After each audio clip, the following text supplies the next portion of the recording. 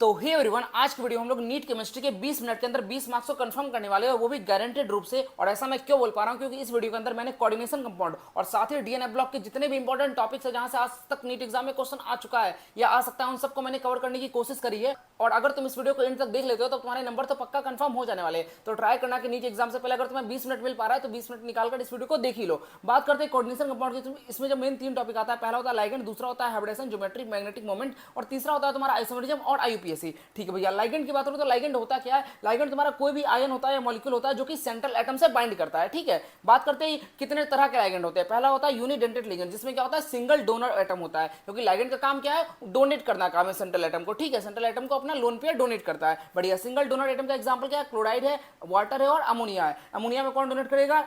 Nitrogen donate करेगा। H2 में कौन डोनेट करेगा?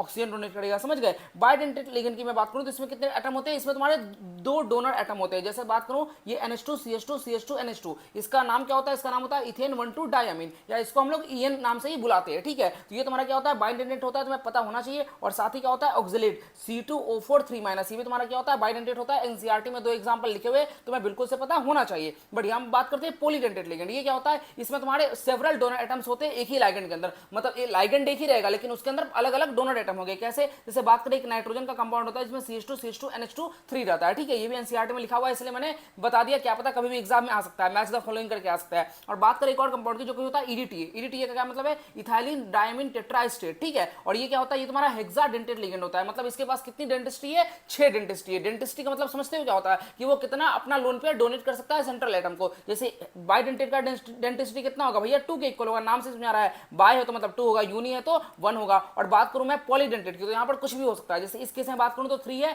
और EDTA की बात करूं तो कितनी होती है? 6 होती है। और 6 कैसे होती है? इसमें तुम्हारा 2 होता है नाइट्रोजन डोनर एटम और 4 होता है तुम्हारा ऑक्सीजन डोनर एटम। ये तुम्हें पता होना चाहिए। बढ़िया, हम बात करने वाले एम्बीडेंटेट लिगेंड की। इसमें क्या होता है? इसमें तुम्हारा 2 डिफरेंट डोनर एटम होता है, लेकिन एक टाइम पर कोई एक ही डोनेट कर सकता है। जैसे यहाँ पर CN- में N भी डोनेट कर सकता है, C भी डोनेट कर सकता है, लेकिन डिपेंड करेगा कि किस टाइम पर क्या डोनेट करने की जरूरत है। SCN- और NO2-, ये तीनों एग्जांपल एनसीईआरटी में दे रखे हैं, तुम्हें पता होनी चाहिए। बात करते हैं हम कोऑर्डिनेशन नंबर की। कोऑर्डिनेशन नंबर होता क्या है और उसको हम लोग कैसे निकालते हैं? तो कोऑर्डिनेशन नंबर का सिंपल सा फॉर्मूला है, क्या होता है? Number of ligand into dentistry. कितने लिगेंड है उसको डेंटिस्ट्री से मल्टीप्लाई कर देना। डेंटिस्ट्री समझ लिया ना? बाइडेंटेट के लिए 2 होता है, हेक्साडेंटेट वाले के लिए 6 हो जाएगा और इसके लिए 3 हो जाएगा। समझ गए ना? कितना वो लोन पे डोनेट कर सकता है सेंट्रल एटम को। बढ़िया, इसको तुम देखो, इसमें क्या लिखा हुआ? PTCl-2 दिया हुआ है, तो इसमें तुम देख सकते हो कितना Cl तुम्हारा क्या होता है? Cl भैया यूनिडेंटेट लिगेंड होता है। ठीक है, मतलब डेंटिस्ट्री 1 हो गई, और नंबर ऑफ लिगेंड कितना है? 6 लिगेंड है, मतलब 6 × 1 कितना हो जाएगा? 6 हो जाएगी इसकी डेंटिस्ट्री। ठीक है, बात करें एक और की COEN3। इसमें तुम्हें दिख रहा है EN क्या होता है? EN तुम्हारा होता है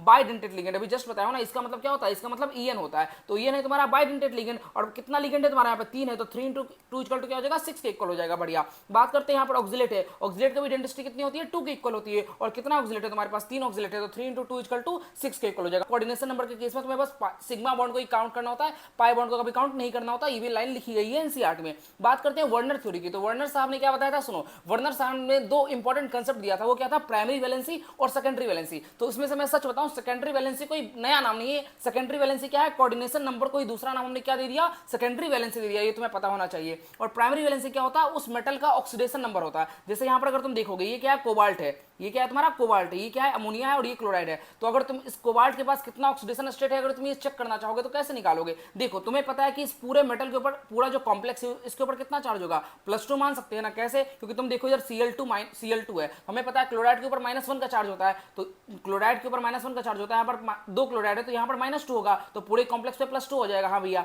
पूरे कॉम्प्लेक्स पे +2 है, तो फिर वही तुम यूज कर सकते हो जो मैंने रिडॉक्स में बताया था। रिडॉक्स में क्या बताया था? इसको तुम x मान लो जिसका हमें निकालना है। क्लोराइड कोबाल्ट को तुमने x मान लिया, और हमें पता है क्लोराइड का क्या होता है? ये वाले क्लोराइड का -1 होगा, तो x - 1 = +2, क्योंकि पूरे कॉम्प्लेक्स के ऊपर कितना है? +2 का चार्ज है। +2 का कैसे हुआ पता चला ना? क्योंकि 2 क्लोराइड यहाँ पर है, समझ में आ गया। तो x = क्या आएगा? +3 आएगा। मतलब यहाँ पे कोबाल्ट का ऑक्सीडेशन स्टेट कितना है? +3 है, मतलब इसकी प्राइमरी वैलेंसी कितनी है? +3 है। समझ गए इस बात को? सेम इस तरह से तुम देखना चाहो तो यहाँ पर कोबाल्ट NH3 4Cl2 लिखोगे तब भी तुम्हारा प्राइमरी वैलेंसी +3 आएगा, और सेम तुम ये भी लिखोगे तब भी क्या आएगा? +3 आएगा। और इस केस में तुम्हारा तीनों केस में टोटल कोऑर्डिनेशन नंबर 666 आने वाला है। समझ रहे हो क्यों? क्योंकि यहाँ पर क्या है? सब में तुम्हारा लाइगेंड लाइगेंड कितना है तुम्हारा 6 ही लाइगेंड है, यहाँ भी तुम्हारा 6 लाइगेंड है, यहाँ भी 4 और 2 6 लाइगेंड है, और यहाँ भी 3 और 3 6 लाइगेंड है, और यहाँ पर सारे लाइगेंड क्या है तुम्हारा यूनिडेंटिटी है, इसलिए कोऑर्डिनेशन नंबर किसके इक्वल आ गया तुम्हारा 6 के इक्वल आ गया। बहुत इंपॉर्टेंट है, पिछले साल नीट एग्जाम में इस पर क्वेश्चन आया था। बढ़िया, एक और कॉन्सेप्ट आ चुका है, वो क्या होता है मोलर कंडक्टेंस। वो किसके डायरेक्टली क्वेश्चन होता है number and charge of ion in the solution. जितना ज्यादा आयन होगा या जितना ज्यादा उसका नंबर होगा उतना ज्यादा क्या होता है मोलर कंडक्टेंस ज्यादा होता है। जैसे अगर तुम देखना चाहोगे तो यहाँ पर कितना आयन है, यहाँ पर 3 और 1 4 आयन हो गया, तो यहाँ पर इसकी कंडक्टेंस सबसे ज्यादा है। इसके बाद कितनी आयन है 3 आयन है, इसके बाद कितना आयन है 2 ही आयन है, और लास्ट में कितना आयन है बस एक कॉम्प्लेक्स ही है, कुछ नहीं है। समझ रहे हो बात को? तो जितना ज्यादा आयन उतना ज्यादा मोलर कंडक्टेंस, और इस सीक्वेंस को याद रखना एनसीईआरटी में मेंशन्ड है। बात करते हैं अगले कॉन्सेप्ट की जो कि होता है वीवीटी और सीएफटी, जहां से डायरेक्ट क्वेश्चन आता है। तुम्हें थ्योरी नहीं जानना, तुम्हें बस जो क्वेश्चन आता है वो मैं बताने वाला हूं, और तुम्हें ना ही कंसेप्ट को समझना है, क्योंकि कंसेप्ट समझने का भी टाइम बचा नहीं है। होता क्या है देखो, अगर कोबाल्ट अमोनिया के साथ ऐसा कॉम्प्लेक्स बनाता हुआ दिख जाए, या अगर तुम्हें ये कभी भी एग्जाम में दिखे, तो क्या होता है इसका जो हाइब्रिडाइजेशन होता है वो तुम्हारा D2sp3 होता है। ये डायमैग्नेटिक है, ऑक्टाहेड्रल है, और इनर ऑर्बिटल या लो स्पिन कॉम्प्लेक्स बोलते हैं इसको। बात करें अगर कोबाल्ट फ्लोराइड के साथ कॉम्प्लेक्स बना दे ऐसा कुछ, तो ये होता है sp3d2, और ये तुम्हारा पैरामैग्नेटिक होता है, और ये भी तुम्हारा ऑक्टाहेड्रल होता है, और ये तुम्हारा आउटर ऑर्बिटल होता है, और हाई स्पिन कॉम्प्लेक्स होता है। तुम्हें डायरेक्ट याद करना होगा। देखो मैं चाहूं तो समझा सकता हूं, लेकिन यार टाइम बचा नहीं है। तुम चाहो तो रट सकते हो, 5-6 एग्जांपल ये जो नीट में हर साल रिपीट होकर आते रहते हैं, समझ रहे हो? बात करें तीसरा का, तो तीसरा होता है NiCl4, ये उसका और इसका तुम्हारा हाइब्रिडाइजेशन है sp3, और ये तुम्हारा होता है पैरामैग्नेटिक और टेट्राहेड्रल। बात करें NiCO4 की, तो ये इसका भी हाइब्रिडाइजेशन होता है sp3, और ये तुम्हारा होता है डायमैग्नेटिक और टेट्राहेड्रल। ठीक है, देख रहे हो क्लोराइड में क्या है पैरा है, और यहाँ पे CO में क्या आ गया डाया आ गया, समझ गए? और NiCN4 की बात करें तो इसका हाइब्रिडाइजेशन अलग हो जाता है, इसका हाइब्रिडाइजेशन है तुम्हारा DsP2।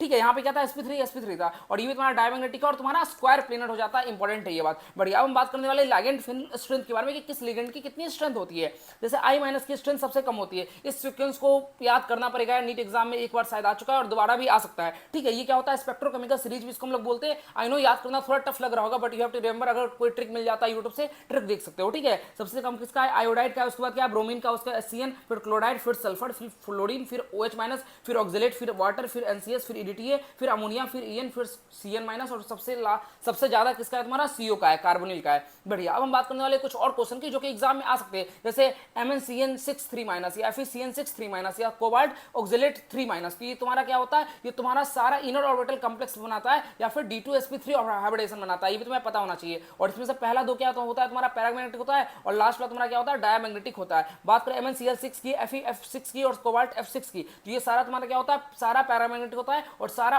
आउटर ऑर्बिटल कॉम्प्लेक्स बनाता है, और सारा का हाइब्रिडेशन क्या होता है sp3d2 होता है। अब यहाँ पर तुम देख सकते हो, या तो हाइब्रिडेशन sp3d2 होगा, या तो तुम्हारा हाइब्रिडेशन D2sp3 होगा। दोनों ही केस में क्या होता है तुम्हारा ऑक्टाहेड्रल ही बनता है। और बात करें sp3 हो बस, तो क्या बनता है टेट्राहेड्रल बनता है, और DsP2 हो तो क्या बनता है स्क्वायर प्लेनर बनता है, और sp3d हो तो क्या बनता है ट्राइगोनल बाइपिरामिडल बनता है। और ये बस एक ही केस में बनता है, मैं तुम्हें वो बताने वाला हूं। ठीक है, तो उसको याद रखना, एग्जाम में क्वेश्चन आ सकते हैं। बाकी इतना कंपाउंड दे रखा है ना, अगर तुम इतना याद कर लेते हो ना, इससे बाहर क्वेश्चन नहीं आने वाला, आई कैन गारंटी। तुम देख सकते हो PYQ सॉल्व करोगे, तुमसे सारे PYQ सॉल्व हो जाएंगे। बढ़िया, हम बात करने वाले मैग्नेटिक मोमेंट की। तो मैग्नेटिक मोमेंट को कैलकुलेट कैसे करते हैं, म्यू = n × n+2 BM से करते हैं। ठीक है, BM क्या होता है उसका यूनिट होता है। और यहाँ पर तुम्हारा N क्या है, N तुम्हारा नंबर ऑफ अनपेयर्ड इलेक्ट्रॉन है कि कितने इलेक्ट्रॉन अनपेयर्ड है, समझ गए? जैसे मैं बात करूं NCERT में एग्जांपल दे रखा है, क्या पता यही एग्जाम में क्वेश्चन उठ के आ जाए कि MnBr4 ये क्या होता है तुम्हारा पैरामैग्नेटिक होता है। क्यों? क्योंकि इसमें जो तुम्हारा जैसे मैं बात करूं MnBr4 की, क्या होता है तुम्हारा पैरामैग्नेटिक होता है, ये तुम्हारा sp3 होता है, और साथ में टेट्राहेड्रल भी होता है, और इसकी मैग्नेटिक मोमेंट कितनी आती है 5.9 BM के इक्वल आती है। और तुम्हें निकालना कैसे ये मैग्नेटिक मोमेंट, इसके लिए तुम्हें इलेक्ट्रॉनिक कन्फिग्रेशन आनी चाहिए। अगर नहीं आती तो मैं भी कुछ नहीं कर सकता है, पर वो तुम्हें आना चाहिए। अगर वो तुम्हें आता है ना, तो तुम क्या कर सकते हो, तब ऐसे तुम डब्बा बना सकते हो ना D5 तक का, और तुम देख सकते हो कितने अनपेयर्ड इलेक्ट्रॉन है, उसके हिसाब से तुम म्यू को कैलकुलेट कर सकते हो। बढ़िया, हम बात करने वाले मेटल कार्बोनिल बॉन्डिंग के बारे में। देखो इससे डायरेक्ट क्वेश्चन आते हैं, तुम्हें याद रखना पड़ेगा। होता क्या, पहले इस कंसेप्ट को समझो। ये है तुम्हारा मेटल, ये है तुम्हारा कार्बोनिल कार्बन, समझ गए बात को? अब होता क्या, कार्बोनिल कार्बन के पास क्या होता है एक लोन पेयर होता है, तो वो अपना लोन पेयर डोनेट करता है मेटल को, तो जिससे क्या बॉन्ड बनता है, जिससे बनता है सिग्मा बॉन्ड। अब होता क्या, मेटल के पास भी क्या होता है, मेटल के पास फील्ड d ऑर्बिटल में कुछ इलेक्ट्रॉन है, तो वो डोनेट करता है कार्बोनिल कार्बन को। ठीक है, मेटल के पास कुछ फील्ड d ऑर्बिटल में इलेक्ट्रॉन है, वो डोनेट करता है कार्बोनिल कार्बन को। और कहां डोनेट करता है, ये इंपॉर्टेंट है, vacant anti bonding pi star orbital of CO में डोनेट करता है। NCERT मेंशन्ड है, यहां से क्वेश्चन आ सकता है। और वो क्या बनाता है, पाई बॉन्ड बनाता है। मतलब सिग्मा बॉन्ड किस लिए बन रहा है, क्योंकि CO डोनेट कर रहा है मेटल को, और पाई बॉन्ड किस लिए बन रहा है, क्योंकि मेटल डोनेट कर रहा है CO को। समझ गए बात को? जिसको हम लोग क्या बोलते हैं, सिनर्जिक इफेक्ट बोलते हैं, कि दोनों आपस में डोनेट खेल रहा है। ठीक है, और किसके बीच में हो रहा है, मेटल के बीच में हो रहा है, और CO के बीच में हो रहा है। CO का मतलब क्या है, CO का मतलब होता है कार्बोनिल। ठीक है, और कार्बोनिल एक तरह का क्या होता है, नॉन क्लासिकल लिगेंड होता है, तुम्हें पता होना चाहिए। और इसका एग्जांपल और क्या होता है, CN- भी होता है, और NO+ भी होता है। बात करते हैं कुछ स्ट्रक्चर की, लाइक NOCO4 का क्या होता है टेट्राहेड्रल, ये हमने देख लिया। बात करते हैं FeCO5 की जो इंपॉर्टेंट है, ट्राइगोनल बाइपिरामिडल होता है, एग्जाम में आ सकता है। और एक बात और याद रखना, जैसे तुम्हारा स्ट्रक्चर आता है Mn2CO10, इसमें क्या होता है, इसमें तुम्हारा जो बॉन्ड बनता है किसके किसके बीच में बन रहा है, Mn और Mn के बीच में बन रहा है, ठीक है। यहाँ पर क्या है तुम्हारा कोबाल्ट 2 है और CO8 है, तो यहाँ पर जो तुम्हारा बॉन्ड बन रहा है कोबाल्ट और कोबाल्ट के बीच में बन रहा है। ऐसा क्वेश्चन 2 साल पहले ही नीट एग्जाम में आया था। बढ़िया, अब हम बात करने वाले इफेक्टिव एटॉमिक नंबर EN। ये क्या होता है, देखो EN इक्वल टू होता है Z-1 plus of 2 into coordination number. Z मतलब हमें पता है क्या होता है, एटॉमिक नंबर होता है। N मतलब क्या होता है, oxidation state of that metal. और CN मतलब क्या होता है, कोऑर्डिनेशन नंबर होता है। जैसे तुम देखना चाहो, ये तुम्हारा क्या है, आयरन कोबाल्ट में कितना है तुम्हारा, 5 कोबाल्ट है, तो आयरन का बताओ कितना एटॉमिक नंबर है, 26 होता है भैया, ये तो सबको पता है। और ऑक्सीडेशन नंबर कितना है, अब तुम्हें पता है कार्बोनिल क्या होता है, कार्बोनिल न्यूट्रल होता है, मतलब इस केस में आयरन के पास भी कोई ऑक्सीडेशन नंबर क्या होगा, इसका 0 के इक्वल होगा। समझ रहे हो ना, कार्बोनिल जो होता है वो क्या होता है, न्यूट्रल होता है। तो अगर कार्बोनिल तुम्हारा न्यूट्रल है तो इस केस में जो तो आयरन है, आयरन के पास ऑक्सीडेशन स्टेट क्या होगा तुम्हारा, 0 के इक्वल होगा। हाँ भैया, तो लिख सकते हो 26 माइनस 0 प्लस तुम्हारा बताओ कोऑर्डिनेशन नंबर क्या हो जाएगा, कोऑर्डिनेशन नंबर इस केस में तुम्हारा हो जाएगा 2 इंटू 5। क्यों, क्योंकि जो CO होता है, CO कितना है, CO तुम्हारा 5 है, लेकिन उसको तुम 2 से मल्टीप्लाई कर दोगे तो कितना हो जाएगा, 36 हो जाएगा। उस तरह से तुम और कभी देखोगे, कैलकुलेट करोगे, निकल के केस में क्या आएगा, 36 आएगा, क्रोमियम के केस में भी 36 आएगा। क्यों आ रहा है तुम्हारा, क्योंकि यहाँ पर तुम्हारा कोबाल्ट 4 है और यहाँ पे कोबाल्ट तुम्हारा 6 है। समझ रहे हो, और ये सब किसके सिमिलर लग रहा है, ये सब तुम्हारा क्रिप्टोन के सिमिलर लग रहा है। तो हो सकता है डायरेक्ट यही तुम्हारा क्वेश्चन आ जाए, या ये नहीं आएगा तो कुछ अलग आएगा, बट तुम्हें ये अप्लाई करना आना चाहिए कि कोऑर्डिनेशन नंबर, ऑक्सीडेशन स्टेट और एटॉमिक नंबर वाला फॉर्मूला ये याद रखना। बढ़िया, अब मैं बात करने वाला हूँ किसका, IUPAC नोमेनक्लेचर की बात करने वाला हूँ। इसमें सबसे पहला चीज याद रखना कि कैटायन को हमेशा क्या लिखते हैं, पहले लिखते हैं। बढ़िया, करना क्या होता है, सबसे पहले तुम कैटायन को लिखोगे, उसके बाद नंबर ऑफ लाइगेंड को लिखोगे, उसके बाद नेम ऑफ लाइगेंड को लिखोगे, उसके बाद name of central metal atom को लिखोगे। होता क्या है, कभी कभी हमें मोनो डाई ट्राई यूज करना होता है, कभी कभी हमें बिस ट्रिस टेट्राकिस यूज करना होता है। कब क्या यूज करने वाला है बताने वाला हूं, लेकिन एक एग्जांपल जो एनसीईआरटी में दे रखा है, मुझे लगता है इससे नीट एग्जाम में क्वेश्चन आ सकता है। ये अगर एग्जाम में आ गया तब क्या करना पड़ेगा, पहले तुम लिखोगे डाइक्लोरो, क्योंकि क्लोरीन 2 है तो डाइक्लोरो लिख दिए। उसके बाद क्या लिखोगे, डाइक्लोराइडो लिखोगे, ठीक है, डाइक्लोराइडो लिख दिए। उसके बाद क्या करोगे, 20 के बाद क्या लिखोगे, इस कंपाउंड का नाम लिखोगे। इस कंपाउंड का नाम क्या होता है, इस कंपाउंड का नाम होता है तुम्हारा ट्राइफिनाइल फॉस्फीन। और उसके बाद क्या लिखोगे, निकल, निकल के पास कितना ऑक्सीडेशन नंबर है, निकल के पास ऑक्सीडेशन नंबर है +2 का, ठीक है, तो यहाँ पे +2 लिख दोगे। यहाँ पे बगल में क्या आता है तुम्हारा, OS भी लिखा जाता है, मतलब बगल में कुछ नंबर लिखा जाना चाहिए, जो कि क्या होता है, ऑक्सीडेशन स्टेट होता है। यहाँ पे निकल का कितना ऑक्सीडेशन स्टेट है, +2 के इक्वल है। समझ गए, क्यों, क्योंकि क्लोराइड -2 में है, तो निकल को +2 में आना पड़ेगा, तभी क्या होगा, न्यूट्रल कॉम्प्लेक्स बन पाएगा। अगर हम बात करें कि जो सेंट्रल मेटल आयन होता है वो तुम्हारा एनायनिक कॉम्प्लेक्स का पार्ट है, तो उस केस में क्या होता है, सफिक्स 8 लगता है। और जो सेंट्रल मेटल आयन है वो तुम्हारा कैटायनिक या न्यूट्रल कॉम्प्लेक्स का पार्ट है, उस केस में कोई सफिक्स नहीं लगता। जैसे इस केस में न्यूट्रल कॉम्प्लेक्स का पार्ट है ना, तो इसमें कोई सफिक्स नहीं लगाया। अगर समझ में आ रहा है तो अच्छी बात है, नहीं समझ में आ रहा तो यार डायरेक्ट याद कर लेना, जो मैं बताने वाला हूं वो डायरेक्ट एनसीईआरटी का, और एनसीईआरटी से ही क्वेश्चन आते हैं। समझ रहे हो बात को। जैसे इस कंपाउंड का देखो, इस कंपाउंड में कोबाल्ट है, NH3 तुम्हारा 5 है, Cl 1 है और बाहर 2 Cl है। तो अब तुम क्या करोगे, पहले तुम लिखोगे पेंटामीन, क्योंकि अमीन क्या है, 5 है, और अमीन को हमने पहले क्यों लिखा, क्योंकि ए पहले आता है, ठीक है। उसके बाद क्या लिखोगे, क्लोराइडो लिखोगे, ठीक है, क्लोरीन को क्लोराइडो लिखा जाता है। बाद में क्या लिखोगे, कोबाल्ट लिखोगे, और कोबाल्ट का ऑक्सीडेशन स्टेट कितना है, +3 का है, ठीक है। तो ये यहाँ पे कोबाल्ट हो गया, बाद में क्लोराइड, तुम बाद वाले क्लोराइड को यहाँ पे लिख देगे। समझ गए ना, ये क्लोराइड क्या है, ये बाद वाला क्लोराइड है। बढ़िया, अब तुम क्या करोगे, यहाँ पे तुम्हें क्या करना है, इसमें तुम्हें पोटासियम को पहले लिखना। क्यों, क्योंकि मैंने तुम्हें बोला था ना, कैटायन तो हमेशा ही पहले लिखाएगा ही लिखाएगा। तो इस केस में तुम्हारा जो पोटासियम है वो तुम्हारा कैटायन है। इस केस में तुम्हारा क्या था, ये कॉम्प्लेक्स ही पूरा कैटायन था। समझ रहे हो, बढ़िया। तो यहाँ पर कैटायन तुम्हारा पोटासियम है तो पोटासियम लिख दोगे। उसके बाद क्या करोगे, यहाँ पर जो साइनाइड कितना है, साइनाइड तुम्हारा 6 है, तो हेक्सासाइन होगा। और क्या होगा तुम्हारा, फेरेट होगा। फेरेट क्यों होगा, समझ रहे हो, मैंने बोला था ना, जब भी तुम्हारा एनायनिक कॉम्प्लेक्स का पार्ट हो central metal ion, central metal ion का क्या कहने का मतलब होता है, आयरन क्या होता है, आयरन तुम्हारा सेंट्रल मेटल आयन होता है। तो सेंट्रल मेटल आयन जो है वो तुम्हारा किसका पार्ट है, एनायनिक कॉम्प्लेक्स का पार्ट है। समझ रहे हो, तो इसलिए क्या लगेगा, फेरेट लगेगा,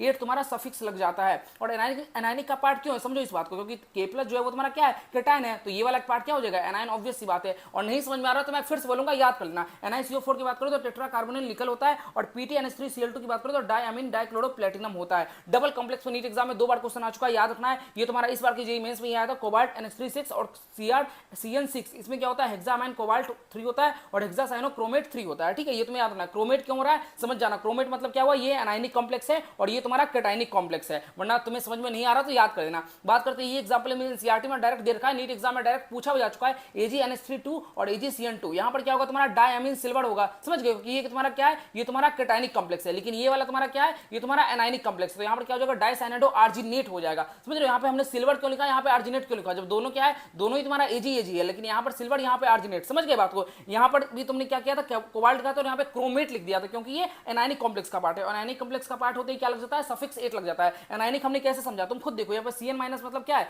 Cn मतलब क्या होता है, Cn साइनाइड नेगेटिव होता है, तो ऑब्वियस सी बात ये एनायनिक होगा। यहाँ पर भी Cn लगा हुआ है तो इसका मतलब ये भी एनायनिक हो जाएगा। और अगर तुम्हें कुछ क्वेश्चन प्रैक्टिस करनी है तो एनसीईआरटी एग्जांपल एक बार देख लेना, क्या पता एग्जांपल से क्वेश्चन आ जाए। बढ़िया, हम बात करने वाले आइसोमरिज्म की। आइसोमरिज्म हमारे पास स्ट्रक्चरल होते हैं और स्टीरियो आइसोमरिज्म होते हैं। मोस्टली जो क्वेश्चन होता है वो हमारा स्ट्रक्चरल आइसोमर से ही आता है। बात करें कितने तरह के होते हैं, और इससे बहुत ज्यादा इंपॉर्टेंट, इससे हर साल क्वेश्चन आता ही है। पहला होता है आयनाइजेशन, दूसरा होता है हाइड्रेट, तीसरा होता है लिंकेज, चौथा होता है कोऑर्डिनेशन। आयनाइजेशन में क्या होता है, तुम देख सकते हो दो हमारे पास आयन होते हैं, एक क्लोराइड एक सल्फेट है, वो दोनों एक्सचेंज करते हैं। और डायरेक्ट तुम्हारा यही एग्जांपल आने वाला है, वो थोड़ा सा भी चेंज नहीं करते। हाइड्रेट में तुम्हारा क्या होता है, पानी दिख जाएगा, ठीक है ना, हाइड्रेट में तुम्हारा क्या दिखेगा, पानी दिख जाएगा, पानी एक्सचेंज होगा। पानी का एक बार अंदर रहेगा, डब्बा के अंदर पानी रहेगा, और एक बार डब्बा के बाहर पानी चला जाएगा। और इसमें तुम्हारा क्या हो रहा है, बस आयन एक्सचेंज कर रहा है, कोई सा भी आयन हो सकता है, जैसे यहाँ पे क्लोराइड और सल्फेट है। बात करते हैं लिंकेज आइसोमरिज्म की, तो लिंकेज में क्या होता है, NO2 तुम्हें दिखेगा। लिंकेज में क्या होता है तुम्हारा, लिंकेज आइसोमरिज्म के अंदर तुम्हें एम्बीडेंटेड लिगेंड मिलता है, जो कि NO2 हो सकता है और HCl माइनस हो सकता है। तुम देख सकते हो यहाँ पर NO2 है तो समझ जाओ ना लिंकेज आइसोमरिज्म है। बात करते हैं कोऑर्डिनेशन आइसोमरिज्म की, तो उसके अंदर तुम्हें क्या देखने मिलेगा,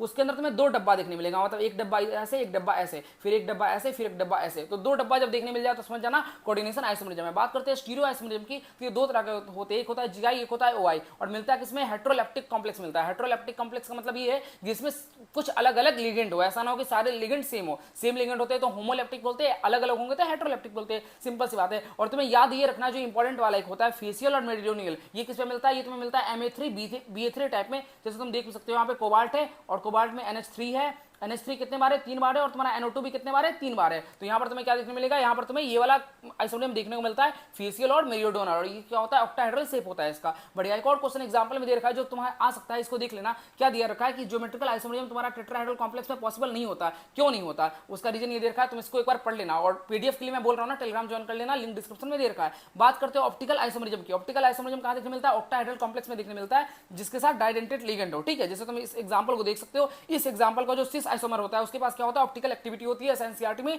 लिखा हुआ है। बढ़िया, हम बात करने वाले हैं डीएनएफ ब्लॉक की। सारे डी ब्लॉक के एलिमेंट क्या होते हैं, वो तुम्हारे ट्रांजिशन एलिमेंट नहीं होते, ये तुम्हें पता रखना है। सारे डी ब्लॉक के एलिमेंट्स ट्रांजिशन एलिमेंट नहीं होते। जैसे Zn CD Hg, ये तीनों क्या है, इन तीनों के पास क्या है, तुम्हारा D10 कॉन्फ़िगरेशन होता है, तुम्हारा ग्राउंड स्टेट में भी और साथ में कॉमन ऑक्सीडेशन स्टेट में भी। तो इसलिए इन तीनों को हम लोग क्या बोलते हैं, इन तीनों को हम लोग ट्रांजिशन एलिमेंट नहीं बोलते। भले ही तुम्हारा डी ब्लॉक में आता है, डी ब्लॉक में तो आता है ना, हाँ भैया डी ब्लॉक में जिंक आता ही है, लेकिन ट्रांजिशन एलिमेंट नहीं होते। क्यों नहीं होते, इसका रीजन भी दे रखा है, असर्शन रीजन में आ सकता है। बढ़िया, एक और पॉइंट समझना, high melting point of transition element क्यों होता है, क्योंकि नंबर ऑफ इलेक्ट्रॉन किसमें होता है, N-D में भी होता है, N- और NS में भी होता है। जो नंबर ऑफ इलेक्ट्रॉन जो काउंट होता है वो N-D में भी होता है और NS से भी काउंट होता है। इस कारण से जो तुम्हारा ट्रांजिशन एलिमेंट है उसकी जो मेल्टिंग पॉइंट होती है वो तुम्हारी हाई होती है। ये भी तुम्हारा AR मतलब असर्शन रीजन में आ सकता है। और इस कारण से क्या होता है, तुम्हारा इंटर एटॉमिक मेटलिक बॉन्डिंग होती है, और ये तुम्हारा मैक्सिमम होता है D5 में, एक्सेप्ट तुम्हारा Mn और Tc के। और उसके बाद क्या हो जाता है, फॉल करने लग जाता है, समझ जाते हो। पहले क्या होता है, पहले मैक्सिमम मिलता है D5 में, एक्सेप्ट फॉर Mn और Tc, मैग्नीज और Tc, और उसके बाद क्या होता है, फॉल कर जाता है अगर एटॉमिक नंबर बढ़ाओगे तो। ऐसा एनसीईआरटी में लिखा हुआ है, इसलिए मैं एग्जैक्ट स्टेटमेंट ही लिख के लेके आया हूं, ताकि अगर एग्जाम में आए तो तुम कंफ्यूज मत करना। बात करते हैं एक और चीज की, जेडार होता है और जो हॉफनियम होता है, दोनों का जो एटॉमिक रेडियस होता है ना, और जो भी फिजिकल और केमिकल प्रॉपर्टीज होती है वो क्या होती है, बहुत ज्यादा सिमिलर होती है। क्यों, और क्योंकि ये जो जेडार है वो तुम्हारा सेकंड 2D सीरीज का, और ये है तुम्हारा 3D सीरीज का, जहां तक मुझे याद है, या शायद 3D 4D हो सकता है, सॉरी मैं यहाँ पर गलती हो सकता है, तुम देख लेना, ठीक है। लेकिन दोनों का एटॉमिक रेडियस सिमिलर होता है, जो मेन पॉइंट वही है। और होता क्यों, क्योंकि poor shielding of DNF block elements होते हैं, ठीक है। डीएनएफ इलेक्ट्रॉन की क्या होती है, पुअर शिल्डिंग होती है, इस कारण से इन दोनों का जो एटॉमिक रेडियस होता है वो सेम होता है। बहुत इंपॉर्टेंट है, क्वेश्चन आ सकता है, बस ये वाला तुम देख लेना, इस पर मुझे थोड़ा डाउट है। बात करें वाई और एल की, तो इनका क्या होता है, इनका एटॉमिक रेडियस तुम्हारा सेम नहीं होता है। ये भी तुम्हारे उसी दोनों सेम सीरीज की होती है, लेकिन इनका रेडियस सेम नहीं होता, तो क्या पता ये भी क्वेश्चन आ सकता है। अब एक और क्वेश्चन देखो, why do transition elements exhibit higher enthalpy of atomisation, ये भी क्वेश्चन एआर में आ सकता है, तो इसको भी एक बार पढ़ लेना, मैंने लिख दिया है। बात करते हैं स्कैंडियम। स्कैंडियम क्या होता है, इसके पास वेरिएबल ऑक्सीडेशन स्टेट नहीं होता, ये भी तुम्हें पता होना चाहिए। बात करते हैं डी ब्लॉक में, तो डी ब्लॉक में क्या होता है, lower oxidation state are favoured by upper group member, जो बिल्कुल उल्टा है पी ब्लॉक में। अगर तुमने पी ब्लॉक का मेरा वन शॉट देखा है, उसमें मैंने क्या बोला था, पी ब्लॉक में मैंने ये बोला था इनर्ट पेयर इफेक्ट होता है। इनर्ट पेयर इफेक्ट के कारण क्या होता है, जो लोअर ऑक्सीडेशन स्टेट होता है वो कौन शो करता है, लोअर ऑक्सीडेशन स्टेट मैंने बोला था ना, नीचे वाला एलिमेंट शो करता है। जो एलिमेंट जब से ज्यादा नीचे होगा वो क्या शो करेगा, लोअर ऑक्सीडेशन स्टेट शो करेगा। जिसने मैं बताया भी था कि जो Tl+1 होता है वो ज्यादा स्टेबल होता है Tl+3 से ज्यादा, बताया था ना। मतलब लोअर ऑक्सीडेशन स्टेट कौन शो करता है, तुम्हारा हैवियर मेटल शो करता है, मतलब नीचे वाला शो करता है। लेकिन डी ब्लॉक में क्या हो जाता है, उल्टा हो जाता है। इस केस में lower oxidation state are showed by the upper group member, समझ रहे हो। मतलब इसलिए क्या होता है, MoO3 और WO3 क्या होता है, तुम्हारा ऑक्सीडाइजिंग एजेंट नहीं होता है, और क्रोमियम 6 जो होता है वो तुम्हारा क्या होता है, ऑक्सीडाइजिंग एजेंट होता है। बहुत बहुत इंपॉर्टेंट है, तुम्हें याद रखना। यहाँ से क्वेश्चन मुझे लगता है नीट एग्जाम में देखने को मिल सकता है, इंपॉर्टेंट है ये वाला चीज, समझ गए बात को। बढ़िया, अब हम बात करने वाले एटॉमिक रेडियस 3D सीरीज में क्या होता है। तो पहले क्या होता है, पहले घटता है। नॉर्मली क्या होता है, नॉर्मली घटता है। अगर तुम अक्रॉस द पीरियड जाओगे तो एटॉमिक रेडियस क्या होता है, घटता है। तो नॉर्मली तुम्हारा घटेगा, कहां तक घटता है, आयरन तक घटता है। आयरन कॉपर निकल का क्या होता है, अप्रॉक्स सेम होता है। उसके बाद क्या होता है, कॉपर और जिंक के लिए बढ़ना स्टार्ट हो जाता है। तो अगर तुम याद रखना चाहो तो सबसे पहले स्कैंडियम, टाइटेनियम, और उसके बाद क्या जाता है, वेनेडियम से पहले क्या जाता है, जिंक आ जाता है। क्यों, क्योंकि यहाँ के बाद बढ़ना स्टार्ट हो गया था। तो याद रखना बीच में जिंक आता है, और निकल का क्या होता है, सबसे स्मॉलेस्ट होता है। एक और क्वेश्चन है जो नीट एग्जाम में आ सकता है कि why Cr+2 is reducing and Mn+3 is oxidising when both have D4 configuration. तो इसको भी तुम देख लेना, मैं लिख के ले आया हूं कि जो क्वेश्चन मुझे लगता है आ सकता है उस सारे को मैं लिख के ले आया हूं, समझ रहे हो। तो इसको जाकर तुम पीडीएफ से पढ़ सकते हो। और साथ में ये भी कुछ ऐसे पॉइंट्स जो कि किसके बारे में लिखे गए हैं, लिखे गए ऑक्साइड ऑफ डी ब्लॉक के बारे में लिखे गए हैं। तो और ये भी एनसीईआरटी का पॉइंट है, इस पर भी एक बार क्वेश्चन नीट एग्जाम में आ चुका है, तो तुम इसको भी एक बार जाकर पढ़ लेना, समझ गए बात को। हम बात करने वाले कुछ दो इंपॉर्टेंट कंपाउंड की, वो क्या है तुम्हारा K2Cr2O7। K2Cr2O7 का क्या मतलब है, पोटासियम डाइक्रोमेट, तुमने शायद नाम तो सुना होगा। बढ़िया, इसमें क्या होता है, इसमें तुम्हारे पास CrO बॉन्ड होता है। उसमें 6 बॉन्ड कैसे होते हैं, इक्विवेलेंट होते हैं, और 2 बॉन्ड क्या होता है, डिफर करता है। और ये तुम्हारा क्या है, क्रोमेट आयन है, जिसका शेप क्या होता है, टेट्राहेड्रल होता है। बढ़िया, इसका कलर क्या होता है, ये तुम्हारा होता है ऑरेंज कलर का होता है, समझ गए। प्रिपरेशन का कुछ दिया गया, लेकिन प्रिपरेशन इतना इंपॉर्टेंट नहीं है। इंपॉर्टेंट क्या है वो तो मैं बताने वाला हूं। अगर तुम K2Cr2O7 को हीटिंग करते हो तो क्या मिलता है तुम्हारे पास, Cr2O3 मिलता है। ये तुम्हारा इंपॉर्टेंट है, क्या मिल रहा है, Cr2O3 मिल रहा है। बढ़िया, और एक और चीज लिखा हुआ है K2Cr2 is used instead of Na2Cr2O7। ऐसा क्यों होता है, क्योंकि जो Na2Cr2O7 होता है ना, उसका हाइग्रोस्कोप वो क्या होता है, वो तुम्हारा हाइग्रोस्कोपिक होता है और सॉल्बिलिटी ज्यादा होती है, समझो बात को। हम लोग जब भी हम लोग को वॉल्यूमेट्रिक टाइट्रेशन करना हो, क्या करना हो, वॉल्यूमेट्रिक टाइट्रेशन करना होता है, तो हम लोग किसको यूज करते हैं, हम लोग यूज करते हैं K2Cr2O7 को। ऐसा हम लोग क्यों यूज करते हैं, क्योंकि इसकी जो हाइग्रोस्कोपिक और सोलिबिलिटी जो होती है ना, वो तुम्हारी काफी कम होती है, समझ रहे हो। और जो Na2Cr2O7 होते हैं, उसकी हाइग्रोस्कोपिक और उसकी सोलिबिलिटी ज्यादा होती है। तो इस कारण से ज्यादा होने के कारण यूज नहीं करते, और इसकी कम होती है तो इस कारण से उसको यूज करते हैं। बढ़िया, एक और याद रखना, जो K2Cr2O7 होता है, पोटासियम डाइक्रोमेट, वो तुम्हारा क्या होता है, स्ट्रॉन्ग ऑक्सीडाइजिंग एजेंट होता है एसिडिक मीडियम में। अगर तुम उसको एसिडिक मीडियम में रखोगे तो वो तुम्हारा क्या हो जाएगा, ऑक्सीडाइज हो जाएगा। अभी हमने जस्ट पढ़ा है, तुम देखो यहाँ पर मैंने बताया था ना, क्रोमियम अगर +6 में रहे तो क्या होना चाहता है, वो तुम्हारा ऑक्सीडाइजिंग एजेंट की तरह बिहेव करता है, मतलब खुद रिड्यूस होना चाहता है, समझ गए। तो क्रोमियम यहाँ पे किसमें, +6 में है, और +6 में कलर क्या होता है, ऑरेंज होता है, हमने जस्ट डिस्कस किया है। और अगर वो तुम उसको एसिडिक मीडियम में डाल देते हो तब क्या हो जाएगा, वो तुम्हारा क्रोमियम +3 बन जाएगा, मतलब खुद रिड्यूस हो रहा है। तो बिहेव किस तरह से करेगा, ऑक्सीडाइजिंग एजेंट की तरह बिहेव करेगा। तो तुम देख सकते हो H2S को S में कन्वर्ट कर रहा है, SO2 को SO4 2- में कन्वर्ट कर रहा है, NO2 को NO3- में कन्वर्ट कर रहा है, मतलब दूसरे कंपाउंड को क्या कर रहा है, दूसरे कंपाउंड को ऑक्सीडाइज कर रहा है, क्योंकि ये खुद क्या हो जाएगा, खुद रिड्यूस हो जाएगा Cr+3 में। और Cr+3 कलर क्या होता है, ग्रीन होता है। एक और तुम्हारा इंपॉर्टेंट टेस्ट होता है क्रोमिल क्लोराइड टेस्ट, और इस पे इस बार क्वेश्चन आया था जेईई मेंस में, तो नीट एग्जाम में भी आ सकता है। ये क्या होता है, इससे तुम चेक करते हो आयनिक क्लोराइड को, और ये HgCl2 के लिए नहीं होता है, ये तुम्हें याद रखना है। करते क्या इसमें NaCl K2Cr2O7 और साथ में कंसंट्रेटेड सल्फ्यूरिक एसिड लेते हैं, उससे क्या बनाते हैं, उससे हम लोग क्रोमिल क्लोराइड बनाते हैं। और ये किस कलर का होता है, रेडिश ऑरेंज कलर का होता है। और बाद में क्या बन जाता है, अगर इसको बेस डाल दिया और हीट कर दिया तो क्या बन जाता है, येलो पीपीटी फॉर्म हो जाता है, PbCrO4। ये तुम्हें पता होना चाहिए, ठीक है। बात करते हैं एक और चीज की, K2Cr2O7 को अगर हम लोग पेरोक्साइड के साथ डालते हैं, मतलब H2O2 के साथ डालते हैं, तो क्या बनता है, CrO5 बनता है। CrO5 मैंने बताया था क्या होता है, CrO5 का तुम्हारा बटरफ्लाई शेप होता है, बताया था ना। और इसका ऑक्सीडेशन स्टेट क्या होता है, इसमें तुम्हारा +6 होता है क्रोमियम का CrO5 के अंदर, ये मैंने बता रखा है। रिडॉक्स रिएक्शन में नहीं आता तो जाकर देख लेना, बहुत ज्यादा इंपॉर्टेंट हो जाता है। बढ़िया, हम बात करने वाले किसका, KMnO4 के बारे में बात करने वाले। KMnO4 क्या होता है, पोटासियम परमैंगनेट होता है, ठीक है। तो ये हमारे पास दो चीज होता है, एक होता है परमैंगनेट, एक होता है मैग्नेट। परमैंगनेट का मतलब होता है MnO4-, इसका मतलब क्या है, परमैंगनेट है। और मैग्नेट का मतलब क्या है, MnO4-, इसका मतलब क्या है, मैग्नेट, समझ गए। बढ़िया, हम बात करें परमैंगनेट की, तो लिखा हुआ है MnO4-। जो परमैंगनेट होता है वो क्या होता है, तुम्हारा टेट्राहेड्रल होता है और साथ में डायमैग्नेटिक होता है। लेकिन जो मैग्नेट होता है वो तुम्हारा क्या होता है, पैरामैग्नेटिक होता है, और साथ में तुम्हारा क्या होता है, ये भी टेट्राहेड्रल ही होता है। और परमैंगनेट का जो कलर होता है वो तुम्हारा पर्पल कलर होता है। हम लोग जो मेन पढ़ते हैं वो परमैंगनेट के बारे में ही पढ़ते हैं, समझ गए। तो हमारे पास ये क्या है, ये है तुम्हारे पास क्या है, तुम्हारा बताओ, ये है तुम्हारा मैग्नेट। मैग्नेट से क्या बन रहा है, परमैंगनेट बन रहा है, समझ रहे हो। तो ये प्रिपरेशन है जो कि उतना ज्यादा इंपॉर्टेंट नहीं है, मन हो तो तुम देख सकते हो, मैं पीडीएफ शेयर कर दूंगा। जो याद रखना वो तुम्हें ये याद रखना है, जो कि बहुत ज्यादा इंपॉर्टेंट है, कि Mn+7 क्या है तुम्हारा, Mn+7 मतलब KMnO4। अगर KMnO4 को अगर तुम स्ट्रॉन्ग एल्कली मीडियम में डालते हो तब क्या बनता है, Mn+6 में कन्वर्ट हो जाता है, स्ट्रॉन्ग एल्कली में डालोगे तब। और अगर तुम KMnO4 को अगर तुम डाल दिए वीक एल्कली में या न्यूट्रल में या फिर एल्कली बस लिखा हुआ है, तो किसमें कन्वर्ट हो जाएगा, Mn+4 में कन्वर्ट हो जाएगा। लेकिन अगर तुम Mn7 को अगर तुम एसिडिक में डाल दोगे तब किसमें कन्वर्ट हो जाएगा, Mn+2 में कन्वर्ट हो जाएगा। ये बहुत बहुत ज्यादा इंपॉर्टेंट है, हर 1 से 2 साल में तुम्हें जेईई मेंस में से क्वेश्चन देखने मिलता है, नीट एग्जाम में क्वेश्चन देखने मिलता है, बहुत ज्यादा इंपॉर्टेंट है। तुम देख सकते हो अगर तुमने किसमें डाल दिया, न्यूट्रल में डाला, बेसिक में डाला, वीक एल्कलाइन में डाला, एल्कलाइन में डाला, किसी में भी तुम ऐसा कुछ वर्ड लिखा होगा तो MnO4 माइनस को किसमें कन्वर्ट कर देना, MnO2 में कन्वर्ट कर देना, मतलब +4 में कन्वर्ट कर देना। और अगर तुम्हारा लिखा होगा एसिडिक मीडियम तब तुम क्या करोगे, तब तुम MnO4 माइनस मतलब +7 से क्या बन जाएगा तुम्हारा यहाँ पर Mn+2 बन जाने वाला है, जो कि तुम्हारा क्या होता है, डिकलराइज हो जाता है, कलरलेस होता है, समझ गए। और यहाँ पे MnO2 क्या होता है, ब्राउन कलर का होता है। तो यार यही था पूरा इस चैप्टर के अंदर, जो मैंने आई थिंक सारे पॉइंट्स को कवर कर दिया। इससे बाहर तो कोई क्वेश्चन नहीं आने वाला, आई थिंक नहीं आएगा और नहीं भी आना चाहिए। तब तक के लिए पढ़ते रहो, और अगर तुम्हारा कुछ डिमांड हो तो बोल सकते हो कमेंट सेक्शन में। और कैसा लगा इस पूरी केमिस्ट्री सीरीज, जिसमें मैंने एज प्रॉमिस्ड फिजिकल केमिस्ट्री और इनऑर्गेनिक केमिस्ट्री को पूरी तरह से कंप्लीट कर दिया, कुछ नहीं छोड़ा है। और देख लेना नीट एग्जाम में क्वेश्चन यहीं से आएगा। मैं फिर से बोल रहा हूं, मैं ये नहीं बोल रहा तुम्हें यार कि 120 में 120 नंबर आ जाएंगे फिजिकल ऑर्गेनिक, फिजिकल और इनऑर्गेनिक करके, लेकिन हाँ 120 में से 100 नंबर डेफिनेटली तुम ला सकते हो। और ऑर्गेनिक अगर तुम्हें थोड़ी बहुत आती है और तुम मेरे नेम डायरेक्शन वाली वीडियो देख रहे हो, तब तुम्हारे 120 तक भी आ जाने वाले हैं, ठीक है। तब तक के लिए ऑल द बेस्ट, पढ़ाई करते रहो, बाय बाय।